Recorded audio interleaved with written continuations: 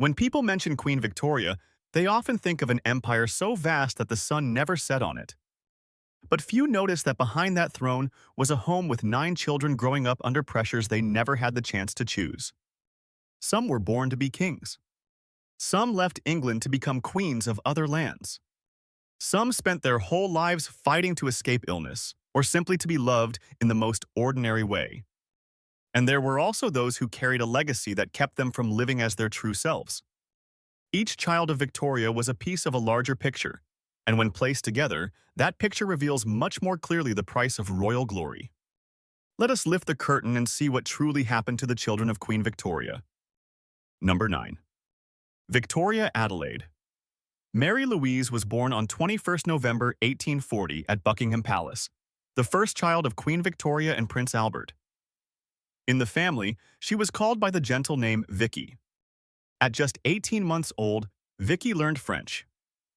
At the age of 4, she learned German. But beneath that intelligence, she carried a shy nature, preferring quiet, sometimes so challenging to manage that Queen Victoria would sigh. However, that childhood was no longer as complete as it had been before. As the eldest child from the moment she was born, she was considered the heir presumptive to the throne until Albert Edward was born. Vicky grew up in the shadow of a queen who ruled a vast empire. The expectations placed on her shoulders were greater than on any other child, but then her first trials gradually emerged.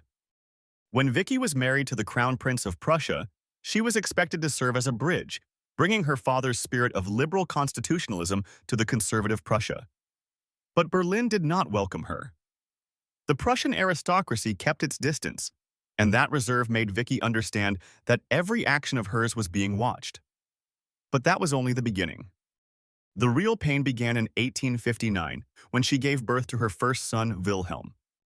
The night of the birth was full of complications. The servants reported late.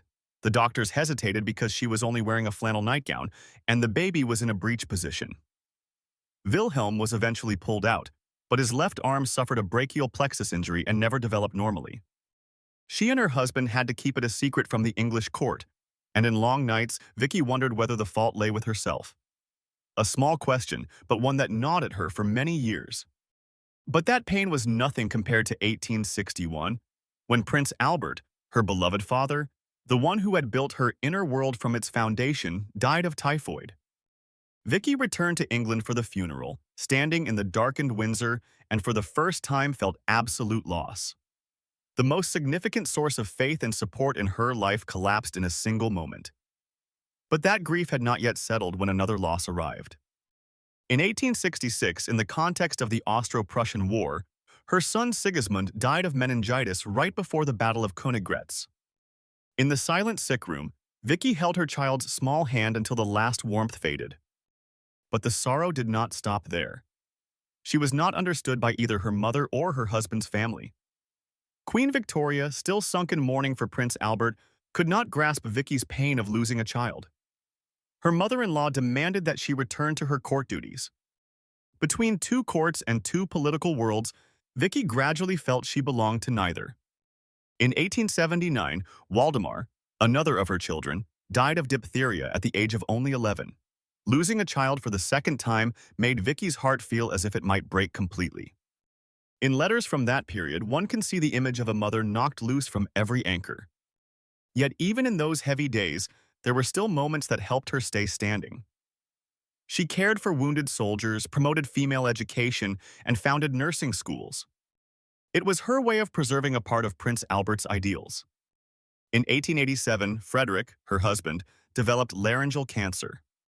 In San Remo, when he completely lost his voice, Wilhelm, then the Crown Prince, came to visit. The door had barely closed after he left when the room fell into a heavy silence because of his accusations that his mother was rejoicing over his father's illness. From then on, the relationship between mother and son grew distant. And then, in 1888, the year of the 3 emperors arrived. Emperor Wilhelm I died.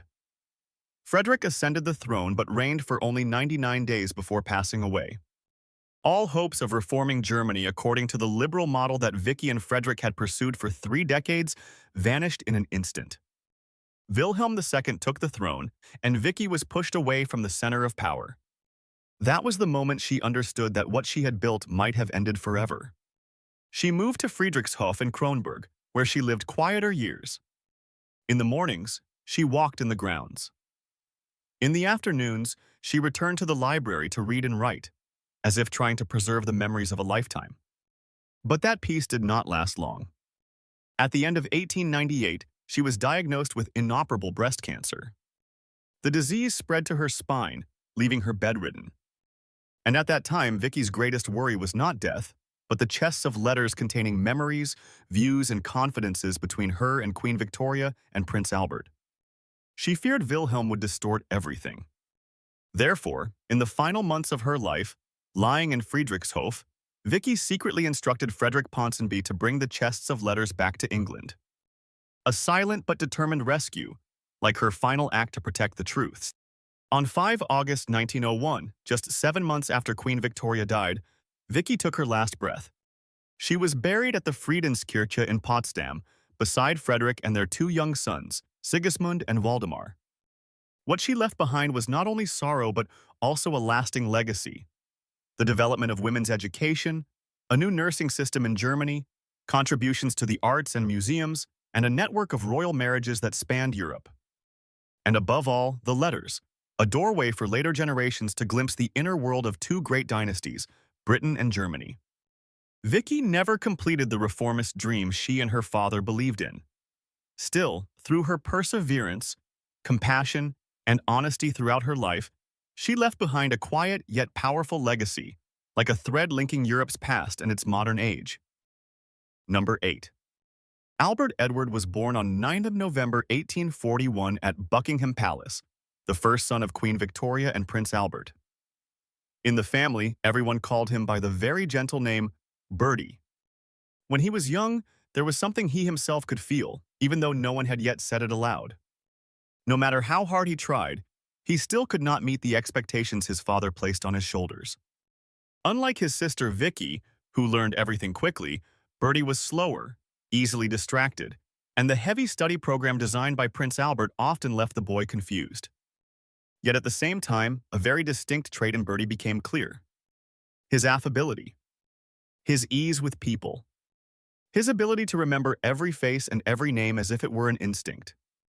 While long hours of lessons exhausted him, the moments spent talking with servants or visitors at the palace brought Bertie back to his natural rhythm of life. But all of that was only the beginning, before his life entered a heavier chapter. As the heir to the throne from a very young age, Bertie held the title Prince of Wales for nearly 6 decades. But that grand position placed him in a long void. He was taught to become a king, yet not allowed to act as someone with absolute power. His parents, especially Prince Albert, wanted him to become a moral and scholarly model. Bertie, meanwhile, was the opposite. Outgoing, fond of conversation, fond of hunting, fashion, and horse racing. Queen Victoria placed hope in him, but disappointment came just as often. And as the distance between him and his mother became clearer, another event arrived that steered his youth in a different direction. In 1861, while undergoing military training at Curra, Bertie was discovered to have had a relationship with the actress Nellie Clifton. Prince Albert immediately went to see his son. In the quiet barracks room, Bertie stood with his head bowed, his hand gripping his military cap, while his father spoke slowly about honor and responsibility. Not long after, Prince Albert fell ill and died. In her overwhelming grief, Queen Victoria believed that worry over Bertie had worsened her husband's condition. When the first letters carrying reproach were sent to him, Bertie understood that the crack between him and his mother had become a real distance. After his father's death, Bertie left the palace to study at the universities of Edinburgh, Oxford, and Cambridge. There, thanks to the writer and clergyman Charles Kingsley, he gradually developed a greater interest in history and the world around him. But more importantly, Bertie discovered he had a special gift: the ability to make others feel heard. Amid the losses, this social ability became the light that helped him find his own path, completely different from the model his parents envisioned. Yet life did not become easier.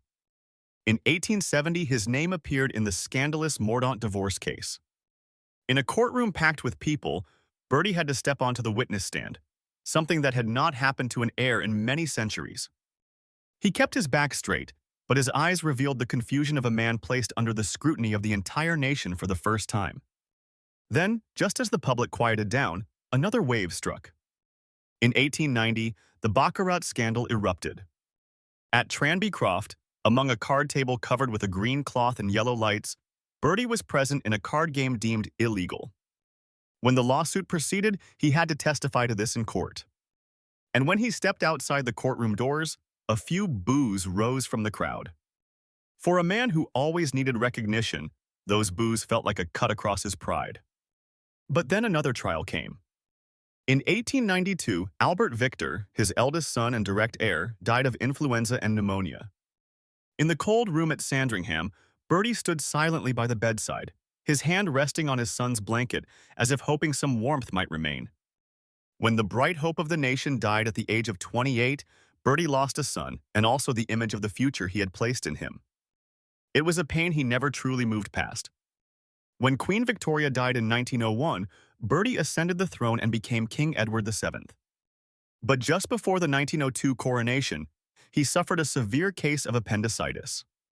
In the sick room, Dr. Trevis said plainly, "You will not live until tomorrow unless the operation is performed." Edward VII remained silent for a long moment, then nodded. The operation succeeded. The next day, he sat up and drew on a cigar as a way to tell Britain that he had returned. It was a moment that made the entire nation breathe a sigh of relief. In 9 years of reign, Edward VII proved himself completely different from the former image of the fun-loving prince. He used his charm and diplomacy to ease tensions among European nations, contributing to the formation of the Entente Cordiale and paving the way for the Anglo-French-Russian alliance.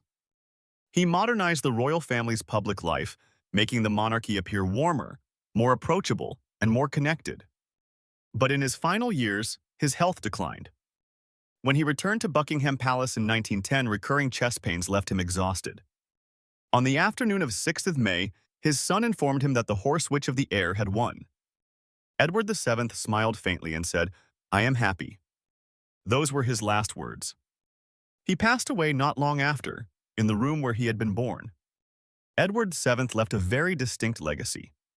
A king who was neither a scholar nor a warrior, but a man who used refinement in human relations to keep Europe in a delicate balance. A man who brought a new spirit to the British monarchy.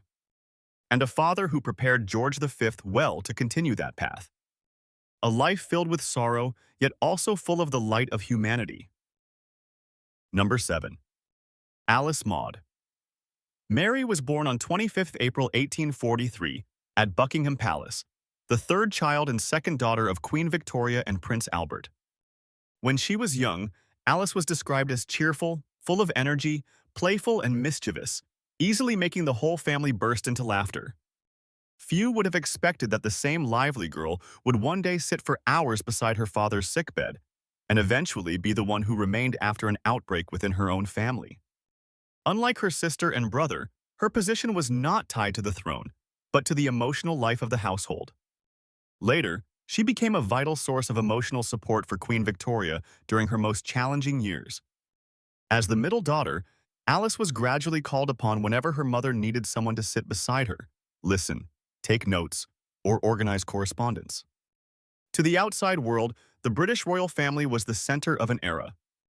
To the inside, Alice understood she had been given another kind of responsibility, to keep the rhythm of life at home from breaking entirely. Alice's childhood was shaped by the educational structure designed by Prince Albert and the advisor Stockmar. She learned French and German, as well as sewing, woodworking, and practical household skills. She not only held books, but also used her hands, and that combination helped her grow into someone who wanted to engage in work, unafraid of tasks many royal women only observed from a distance. As time passed, the cheerfulness and mischief of the little girl came to stand beside the heaviness of the adults, especially as the shadow of illness began to fall on her father. In December 1861, Prince Albert became seriously ill. In his final days, the person at his bedside was not only the doctors, but Alice. When he died, it was not only a national loss, but a direct blow to the heart of a young daughter. Immediately afterwards, Queen Victoria fell into prolonged mourning, withdrawing from nearly all joy. And Alice, just over 18, stepped from the position of a third daughter into that of a close attendant, an unofficial secretary, the one writing letters, answering correspondence, and trying to support her mother's spirit. From that moment on, Alice's path began to change. Alice's wedding to Louis of Hesse took place in 1862 at Osborne House. It should have been a bright day, but everything was still covered in mourning. Queen Victoria wrote that the ceremony felt more like a funeral than a wedding. Alice stood beside her husband in a modestly decorated room where more people were dressed in black than in bright colors. There were no joyful shouts. From that point, she left England for Hesse, where life was simple, finances limited, and expectations placed on the wife of a future ruler were far from light. On one side was her mother in England, who held conservative views. On the other hand, her husband's family was in Germany. And between them was Alice, carrying progressive thoughts about medicine, women, and religion. In Darmstadt, Alice did not choose a safe distance.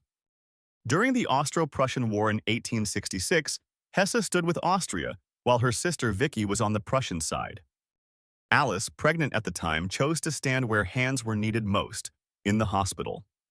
She put on an apron, walked between long rows of beds, looked at the wounded soldiers, spoke with them, dressed wounds, and observed the significantly lacking nursing conditions. That experience made it impossible to return to a ceremonial life. From there, Alice began forming women's associations, establishing the Alice Frauenverein to train nurses, and a few years later founded the Alice Hospital in Darmstadt, a hospital for local people that became a lasting mark of compassion. In the seasons of conflict, she chose her battleground to be the hospital wards. However, alongside her strong steps in public life, private wounds began to appear. Her son, Friedrich, also known as Fritti, had haemophilia. In 1873, he fell from a window, suffered a head injury, and died a few hours later from bleeding. The sight of the servant carrying Fritti into the room, Alice rushing to hold her child, then helplessly watching that small life slip away, became a memory that never faded. In letters to her mother, she wrote of grief that would not ease. Even as time passed and her work continued, there was always a space inside Alice. In the following years, she continued organizing women's associations, opening vocational training for women through the Alice Society for Women's Training and Industry. She raised her children with a simple lifestyle, characterized by modest meals, household chores, and visits to the poor and the sick.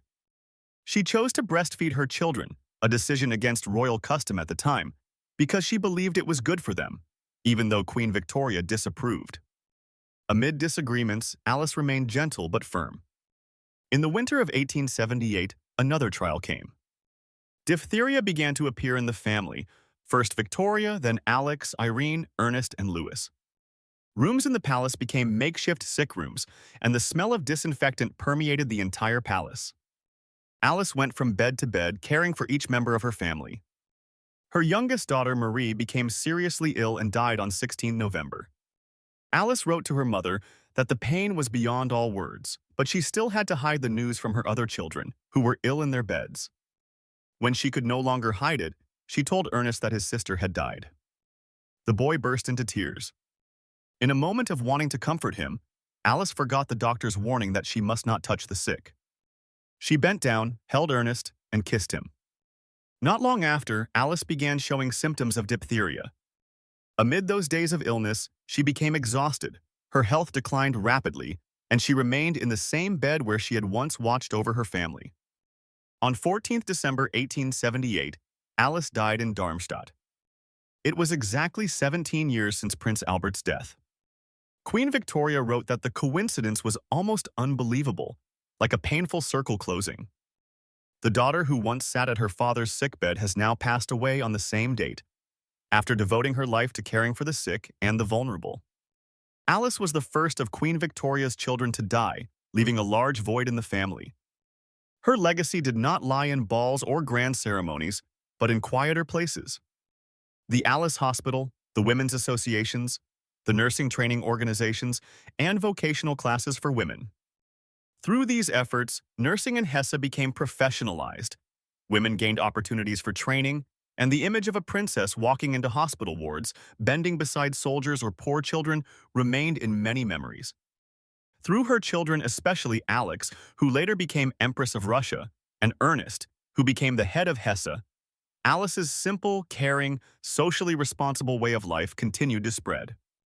Alice Maud. Mary left the world at only 35. But in those short years, she walked a distinct path. From a cheerful little girl at Balmoral, to the daughter sitting at her father's sickbed, to the woman standing in wartime hospitals, to the mother holding her child on the day he died, and finally to the one who passed away after caring for her entire family during an epidemic. A quiet life, yet deep enough to leave a clear mark on history, not through grand declarations, but through steady footsteps in hospital corridors and the embraces she offered to those in suffering. Number 6. Alfred Ernest Albert was born on 6 August 1844 at Windsor Castle. He was the second son of Queen Victoria and Prince Albert, born into a family seen as a model by the entire empire. In the family, he was affectionately called Affy.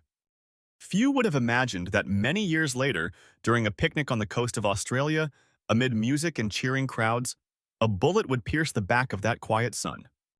He survived, but that was only a wound to the body, not the deepest cut in his life. In his early years, Alfred grew up in a home where fame and expectation were always present.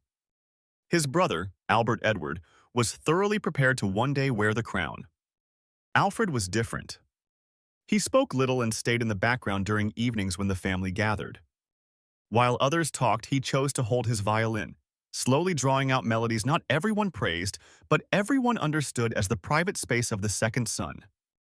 The young prince did not need to step into the center of the room to attract attention. He built for himself a quieter, deeper world. His parents soon noticed this difference.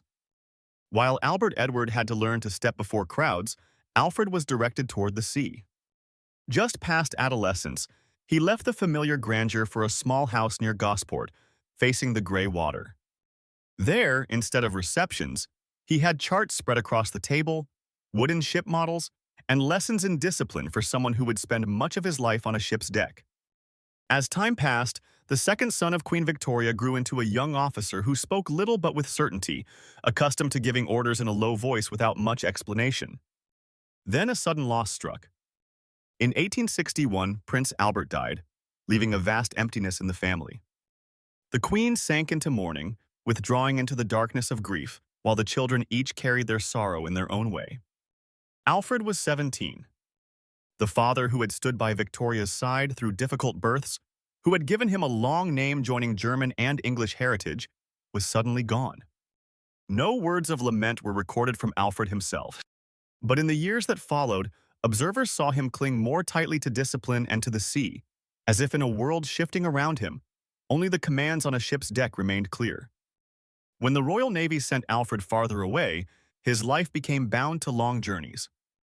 On deck, sea winds tousled his brown hair, and ahead lay the horizon where colonies welcomed a British prince for the first time. The fleet he served and later commanded traveled to India, Ceylon, Hong Kong, Japan, and especially Australia. In each place, arches were built, flags were raised, and celebrations were held in his honor. But on the sea, amid waves and salt, there was only a young officer who rarely smiled, learning to carry the image of the royal family he seldom spoke of. The peak of these journeys came on a 12th March 1868 at Clontarf, near Sydney. It was meant to be a simple fundraising picnic with music playing and flags swaying in the wind. Alfred walked through the crowd as the guest of honor, a living symbol of Britain in a faraway land. Then a loud gunshot rang out from behind. He collapsed, reaching for his back as his shirt was soaked with blood. The bullet had flown close to his spine, stopped only by a metal clip on his braces. In the field hospital, surrounded by the scent of medicines and anxious whispers, the young nurses trained by Florence Nightingale stood by his bed. Alfred survived. The city remembered the event by naming a hospital after him, and people sent blessings. But a life is rarely defined by a single dramatic escape. The deeper wounds are often not on the skin. After his years at sea, Alfred rose in the Navy, becoming an admiral of the fleet, commanding major British fleets from the Channel Fleet to the Mediterranean Fleet. In professional circles, he was remembered for his precision, particularly in his attention to gunnery and signaling training. To the public, he was the image of an exemplary officer, a prince fulfilling his responsibilities to the sea. But inside, another quiet habit began to appear: alcohol. Long evenings, extra drinks to help him sleep, to quiet the invisible noises of the past. When Alfred left ship command and entered a new role as the head of a German duchy, the habit did not disappear. It followed him like a silent shadow. In 1893, after his uncle Ernest II died, Alfred became the Duke of Saxe-Coburg and Gotha. A British prince was now ruler of a German land, using a language he had known since childhood but had never used to govern. The people looked at him with curiosity and caution. Alfred visited institutions, attended council meetings, and signed decrees about the everyday life of a small city. It was a world very different from a ship's deck in the salty wind. At sea, he commanded cannons and disciplined officers. Here, he had to listen to the interests of various groups and community voices. Between two identities, British and German, he stood in a special middle place, belonging fully to neither. His personal family also reflected both worlds. He married Grand Duchess Maria Alexandrovna, daughter of the Russian Tsar. Their wedding in St. Petersburg was splendid, a meeting of three great European dynasties. But married life was not always smooth. Their home had many voices, many cultures, not always in harmony. Their only son, also named Alfred, was expected to inherit the duchy. It was there that another fracture quietly formed. In early 1899, shortly after Alfred and Maria celebrated their 25th wedding anniversary in Gotha, a telegram arrived from Meran. Their only son had inflicted a severe gunshot wound upon himself amid rumors and family tensions, and he did not survive. The news seemed to drain the air from the room where Alfred stood. Years earlier, he had lain in a hospital bed after a bullet in Sydney. This time, he was the one standing outside, helpless before a loss no doctor or surgery could save. He no longer had a direct heir, no longer a son to call by name. If the Australian bullet left a scar on his back, this shock left a hollow space in his heart. In his final years, Alfred lived mainly in Coburg and Rosenau. His health weakened. His long habit of drinking, combined with age, made him grow old faster than many of his contemporaries. A tumor was found at the base of his tongue, inoperable. Breathing became difficult, and his deep voice, rarely heard before, grew even fainter. In the summer of 1900, in a small lodge near Schloss Rosenau, he passed away quietly 6 months before his mother. At Balmoral, Queen Victoria had a Celtic stone cross erected in memory of her second son, who had gone far from England yet carried the family's imprint all his life. After Alfred's death, his life was often summarized in a few lines.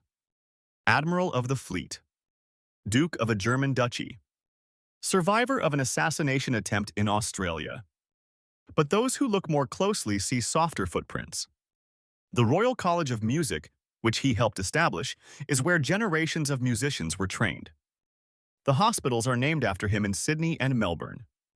Streets, schools, and corners and lands he once visited still carry the name Alfred. And deeper still are the daughters who extended Queen Victoria's family networks across Europe, including a Queen of Romania who would face another age of war. Alfred did not become a king. Nor is he the first name mentioned when people speak of Queen Victoria's children.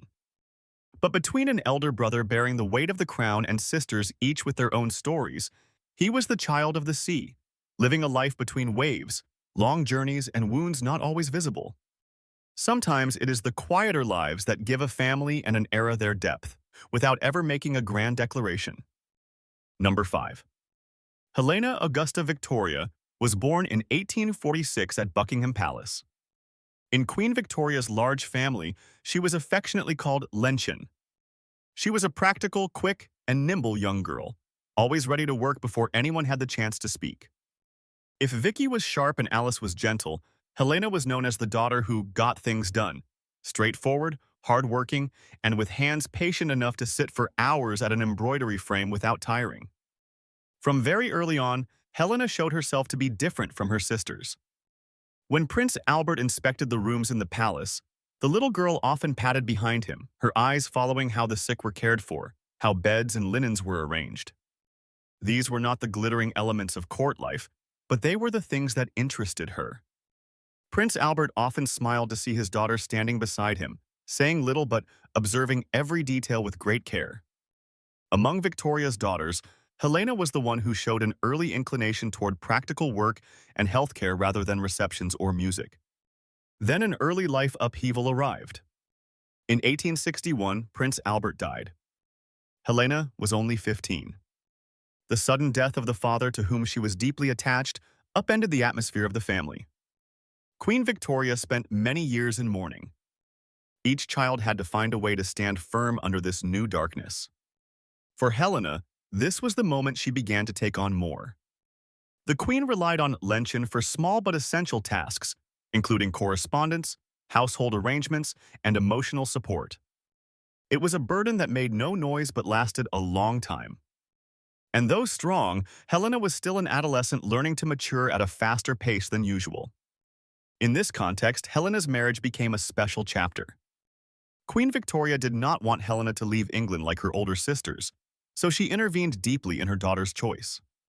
When Helena developed affection and then moved toward marriage with Prince Christian of Schleswig-Holstein, the relationship faced debate within the family and in political circles. Prince Christian was not a major heir, and his origins were tied to territories that were the subject of European disputes. However, the marriage fulfilled what Victoria desired most. Helena would remain close to her mother, on English soil. She entered married life under the shadow of the royal household and European politics, while she herself kept her practical and straightforward nature. After marriage, Helena did not choose a private or withdrawn life. She gradually became one of the most socially active princesses of the Victorian era. She supported and helped shape the Royal School of Needlework, participated in nursing organizations, and was an important early supporter of the Red Cross in Britain. She visited hospitals, spoke with nurses, and listened to their difficulties with working conditions. To many people, Helena was the princess of the hospitals, not because of grand speeches, but because she appeared regularly in places few people noticed. Her straightforwardness in meetings sometimes led newspapers to criticize her for interfering too deeply in professional matters. Even so, she did not step back. In her private life, Helena also faced quiet losses. Several of her pregnancies were difficult, and two of her young children, including her baby boy, Prince Harold, died very young. These tragedies were rarely recorded in official accounts, but they left deep marks in silent rooms. After the funerals, Helena could still be seen sitting quietly beside the empty cradle, her hand touching a small toy. Outwardly, she continued her charitable work and attended ceremonies. Still, these losses formed another layer in her character, one that was more subdued and more patient with the pain of others. In her middle years, as her brothers and sisters established lives far away, Helena stayed close to the center. She and her husband lived at Frogmore and later at Schomberg House in London. This was the period when Helena solidified her role as a steady force in the charitable networks of the Victorian and Edwardian eras. She maintained close relationships with medical organizations, gave input on improving nurse training standards, and encouraged the professionalization of nursing. One of the most striking images of her later work was that of a royal princess sitting among nurses in a meeting, discussing details about shifts, bed counts, and equipment, matters small compared to national issues, yet directly affecting patients. But these years carried their own cost.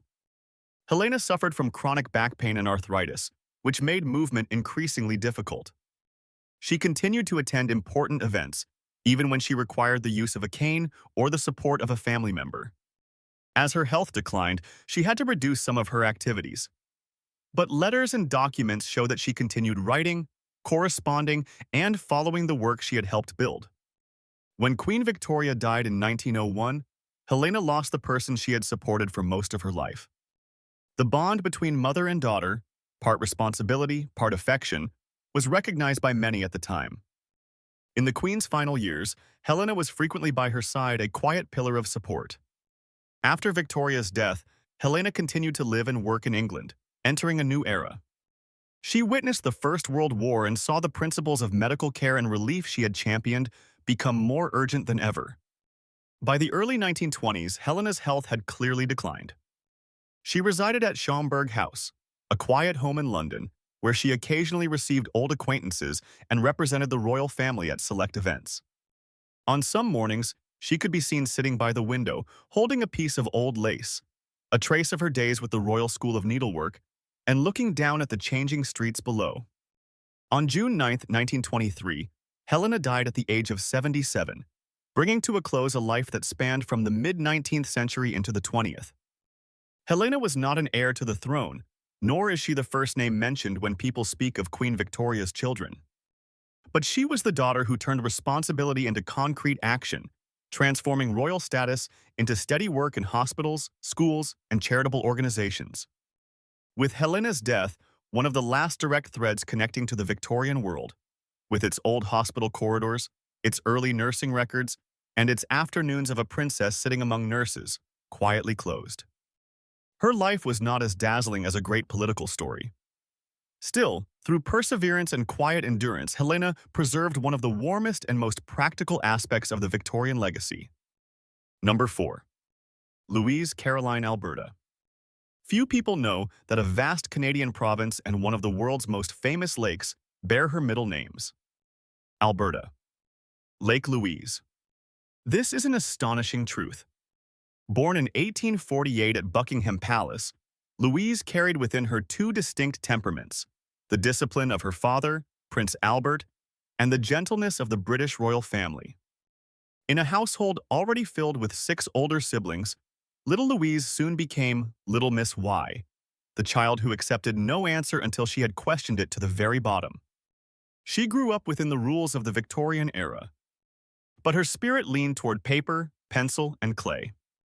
While her sisters practiced royal etiquette, Louise sat for hours beneath the window at Osborne House, sketching the shadows of trees in the garden. Prince Albert, who understood each child's nature, recognized her talent early. Then he died in 1861. Louise was only 13. During Queen Victoria's long period of mourning, Louise became one of the people who stayed closest to her mother, acting as an unofficial secretary and recording correspondence while witnessing the isolation of the royal household following the shock of loss. But behind those heavy corridors, Louise still kept her own direction. She insisted on studying art seriously. Not behind royal barriers and not wanting special treatment, Louise joined classes at the National Art Training School as an ordinary student. A princess sitting among the smell of plaster and clay. This, too, was an astonishing truth in the 19th century. Louise's life turned to a new chapter when she married John Campbell, Marquess of Lorne. Not a European prince. Not a politically advantageous match on the scale Queen Victoria had desired. But this marriage brought Louise to a place no one had expected, Canada. In 1878, Lorne was appointed Governor-General of Canada. Louise became the vice-regal consort, representing the monarchy in a land shaping its own identity. There, she was not only a princess. She was the woman who visited hospitals, spoke with nurses, and touched lives far removed from the Buckingham Palace where she had been born. Then came the winter of 1880. An ice-covered road near Ottawa. The jingling bells of a sleigh. A sudden skid. The sleigh overturned. Louise was thrown into the snow, her head striking the ice with great force. She lay unconscious in the white night. News quickly reached Britain. Canada was shaken. A British princess had nearly died on the land that would one day bear her own name. She survived. But she was never the same. Headaches and exhaustion lingered. A thin, invisible crack ran through the rest of her life. But that was not the worst. In 1884, her brother Leopold died of haemophilia. At a time when Louise was still weak from the accident, the news delivered another heavy blow. Those close to her said she became quieter, more withdrawn, spending long hours in her sculpture studio, where the smell of plaster and clay became her solace. Louise's marriage to Lorne also began to change. Distance grew. There were no children. No more of the early harmony. Not a scandal. Not a loud tragedy. Just 2 strong-willed people learning to live with a silence they could not name. After leaving Canada, Louise returned to Britain. She continued creating art, exhibited her work at the Royal Academy, supported art schools, and assisted regiments that bore her name. But as her brothers and sisters passed away, she withdrew more. Though she had often disagreed with her mother, Queen Victoria still relied on Louise in her final years. A quiet bond, not spoken much, but steady. Old age found Louise at Kensington Palace. On misty afternoons, people saw her, tall, slender, silver-haired, sitting by the window, turning the old sketches she had drawn of the Rockies. Mountains, lakes, snow. A small note in the corner read, Lake Louise. This is a truth many overlook. Her name, Alberta, became the name of a vast province. Her name, Louise, became one of the most famous lakes in Canada. An artist princess who had nearly died in the Canadian snow now lives on through turquoise outlines on a map. On 30 December 1939, Louise died at the age of 91. Europe had entered World War II.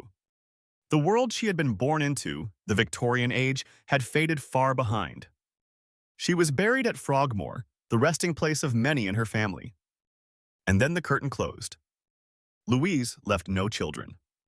But she left something else, longer lasting than the statues she sculpted, longer than any ball she had ever attended. A province on the map of North America. A magnificent lake in the Rockies. And the example of a princess who chose art over protocol, freedom over a predetermined role.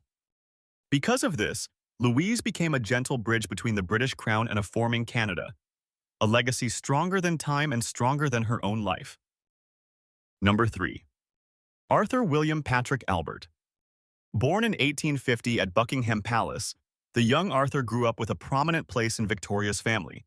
Not the heir, not the artistic child, but the one expected to become the family's soldier prince. From childhood, he was called exactly that. This is an astonishing truth. The boy born in the height of the Victorian era would live until 1942 in the midst of the Second World War, witnessing almost the whole span of the British Empire's life. Arthur's childhood differed from that of many of his siblings in a particular way. While some children were remembered for rebellious tempers, humor, or artistic inclinations, Arthur was associated with discipline. He liked small uniforms, enjoyed lining up, and appreciated drill routines. There were mornings when the 10-year-old would stroll along the corridors of Buckingham Palace, wearing a miniature uniform with gold-threaded shoulders, holding a wooden sword, and march solemnly. At the same time, Queen Victoria's black-clad figure watched silently from afar. Queen Victoria, always anxious about her sons, often wrote of her satisfaction with Arthur, obedient, studious, easy to guide into routine. A quiet child, but not a weak one. Quiet to listen to orders, to carry out duty. But that peace did not last. In 1861, Prince Albert died when Arthur was only 11 years old. For the boy being guided toward a military life, that death was not only the loss of a father, but the loss of his first commanding officer. On the evening the news arrived, the palace corridors seemed darker than usual. Queen Victoria passed by, her mourning veil wrapped tightly around her face. Arthur stood pressed against a doorway, his hands clasped, unsure whether to approach or remain still. A small boy facing a vast emptiness. From then on, the palace where Arthur grew up sank into a prolonged state of mourning. Queen Victoria wore grief almost for the rest of her life. The teenage Arthur had to learn to grow up in a household where black was always present, where sorrow was never spoken aloud but was always there. And his trials were only beginning. At 16, Arthur was sent to the Royal Military College, Woolwich. Not a symbolic class reserved for princes, but a real officer training program. He had to learn engineering, tactics, and discipline like any other cadet. No exceptions. During drills on the parade ground, Arthur stood in formation, sweat running down his back beneath the thick coat, boots caked in mud like everyone else. After graduation, Arthur entered the army as a lieutenant. He first served in technical units, then in artillery, and finally in infantry. No favoritism. No skipping ranks. Only step by step. And here is a little-known truth. Among Victoria's sons, Arthur was the one most closely associated with the image of a professional soldier. This man spent his entire life in uniform, traveling from Canada to Egypt, from Sudan to South Africa, instead of staying in London's meeting rooms. Through the 1870s and 1880s, Arthur moved constantly between campaigns. On the ship to Canada, under a gray sky and cold wind striking his face, he leaned against the railing looking at the horizon. His military coat pulled tight in the wind. Behind him, crates stamped with the royal insignia. Ahead, a new continent. In Egypt, the Battle of Tel el-Kebir in 1882 coated the entire unit in red dust. When the guns thundered, Arthur bent down to check a young wounded soldier, placing a gentle hand on his shoulder, a small gesture that revealed the way he chose to be an officer, present at the front, not behind a desk. In Sudan and South Africa, he faced heat, disease, and casualties. In late afternoons, walking between lines of stretchers, Arthur paused at each man, his eyes lingering a moment longer on the youngest faces. He never turned his back on that duty. In 1879, Arthur married Louise Margaret of Prussia. It was an Anglo-Prussian alliance, but in daily life the two were relatively harmonious. In one rare photograph of them together, he leaned slightly toward his wife, his hand resting gently on her back. Not showy, simply warm. Their 3 children were born: Margaret, young Arthur, and Patricia. But life was not only ceremonies and medals. A turning point came when he became the Governor-General of Canada from 1911 to 1916. Then the First World War began. One misty morning in Ottawa, long rows of Canadian soldiers lined up for inspection. Arthur, now in his 60s, chest covered with medals, strolled before the ranks. He stopped, grasped the hand of a young soldier, and their eyes met for a brief moment. A whistle blew. A generation was preparing to go to war. But war did not stop at the borders. It entered his own home. In 1917, his wife died. In the quiet room, Arthur sat beside the bed, his fingers gently brushing the back of Louise Margaret's hand as it grew cold. Her shawl slipped onto the chair, still carrying her faint perfume.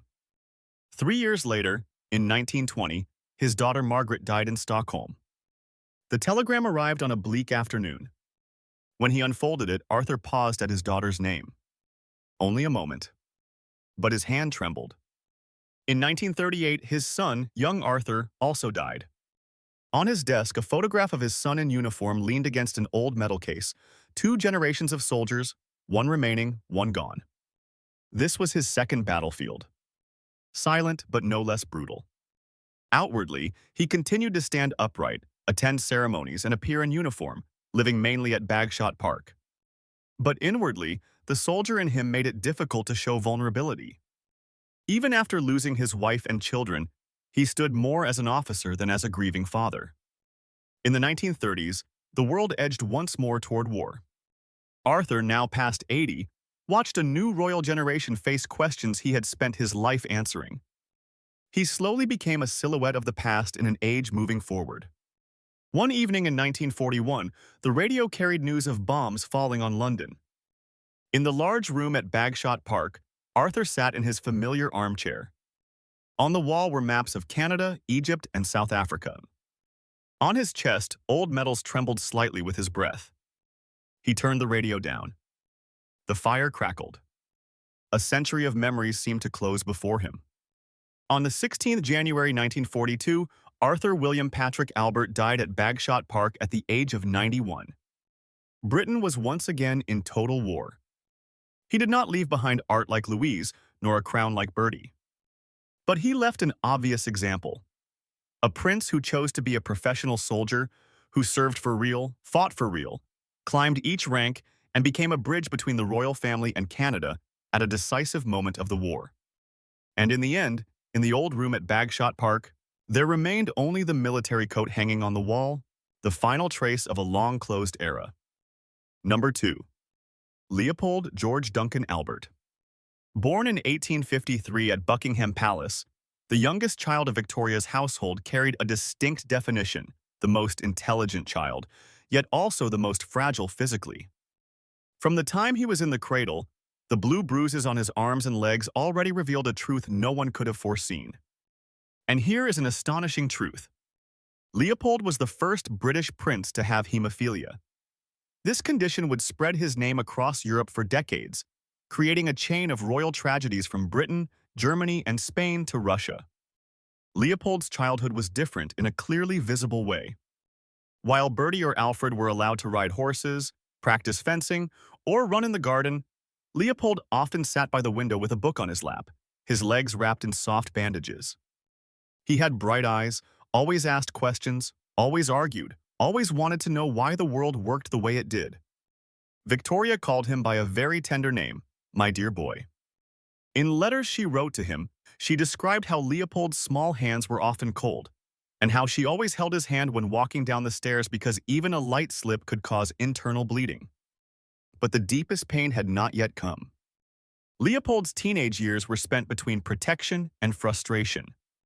Victoria set strict limits. No steep climbing, no fast riding, no long-distance travel, no strenuous sport. "You are the most precious thing I have," she said.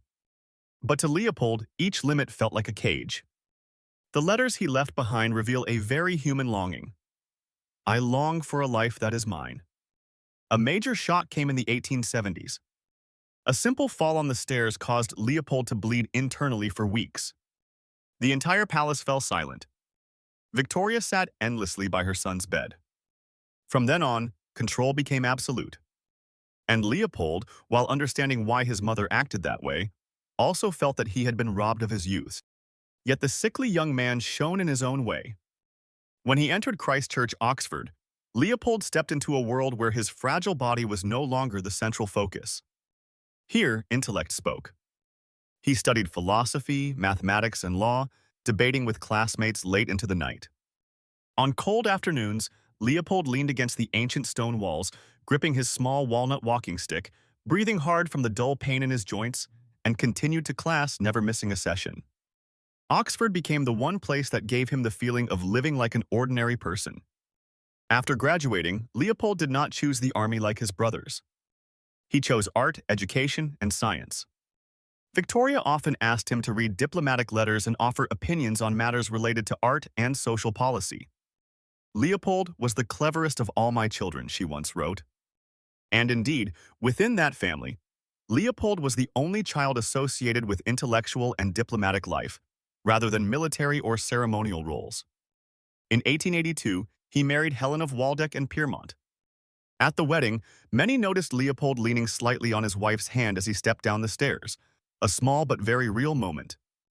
They had 2 children, Alice and Charles Edward. It was Charles Edward who would later become Duke of Saxe-Coburg and Gotha, only to be deposed after the First World War. This is another astonishing truth. Leopold's tragedy did not end with him. It opened a long chapter for Europe. Through his descendants, haemophilia entered multiple royal houses, causing controversial deaths well into the 20th century. But Leopold's own tragedy came suddenly. Early in 1884, following medical advice, he went to Cannes to avoid England's damp climate. Helen was 4 months pregnant. One morning, Leopold left his room, his small stick tapping softly on the hotel's stone floor. After a severe headache, he fell. A slight fall, for someone else a bruise, for Leopold a sentence. Brain hemorrhage. Uncontrollable internal bleeding. In the sick room in Cannes, Helen held her husband's hand, her eyes fixed on his face, growing paler by the minute. No doctor could do anything. By afternoon, Leopold's breathing weakened. His walking stick was placed on the balcony, still touched by the late Riviera sunlight, like a peaceful slice of a life that had never truly known peace. He died on 28th of March, 1884, at the age of 30. Leopold's death devastated Victoria. In her letters, she wrote, "He was the one I understood the most." For her, losing Leopold was not only losing her youngest son, but losing the one who shared her most private anxieties. Leopold's legacy moved in 2 directions. One was intellectual and artistic. He supported Oxford, promoted photography, design, and science. The other, heavier, was genetic. Through him, haemophilia spread across European royalty, becoming one of the invisible threads influencing many historical events of the early 20th century. And with Leopold's death, the curtain fell on the chapter of Victoria's most fragile prince. A short life, but a very long echo. Number 1. Beatrice Mary Victoria Theodore. Born in 1857 at Buckingham Palace, she was the youngest child, the smallest, and also the one most bound to Queen Victoria. From the time she was in the cradle, Beatrice was called by the gentle name Baby. And here is an astonishing truth. While her brothers and sisters spread across Europe, marrying and becoming queens, princes, or governors, Beatrice remained the only one who lived beside Victoria for almost her entire life. Secretary. Confidant. Keeper of shadows. A role no one chooses, but one she was destined for from the age of 4. Beatrice's childhood took place during the darkest period of Victoria's life. Time passed and Beatrice grew. One day, she wanted to live as her siblings did. She wanted freedom, marriage, and a family of her own. And that was when her tragedy began. Because Victoria opposed it. Completely. She refused to speak to her daughter for 7 months. Not a glance. Not a smile. In the letters that remain, Beatrice wrote that she felt as if she had been cut off from her own family.